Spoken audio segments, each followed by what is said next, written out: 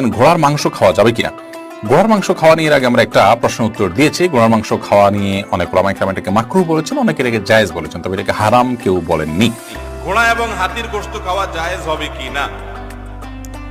হাতির গোশত তো খাবেন না, তবে ঘোড়ার গোশত খাওয়া নিয়ে ওলামায়ে কেরামদের মত পার্থক্য আছে। বিশুদ্ধ কথা অনুযায়ী ঘোড়ার গোশত এটা খাওয়া জায়েজ নাই, ঘোড়ার গোশত খাওয়া জায়েজ নাই। আজকে আলোচনা করব ঘোড়ার গোশত খাওয়া যাবে কিনা এই প্রসঙ্গে। আর গোশত খেতে নিষেধ করেছেন, যেমন সিহা সিত্তার অন্যতম কিতাব সুনান ইবনে মাজাহ শরীফের 3198 নম্বর হাদিসে উল্লেখ, সুনানু নাসাই শরীফের 4331 নম্বর হাদিসে উল্লেখ, মুসনাদু আহমদের 16817 নম্বর হাদিসে উল্লেখ, সুনানু আবি দাউদের মধ্যে 3790 নম্বর হাদিসের মধ্যে এই হাদিসটি উল্লেখ রয়েছে। এছাড়াও আরো বহু কিতাবে হাদিসটি মুহাদ্দিসিনে কেরামগণ সংকলন করেছেন।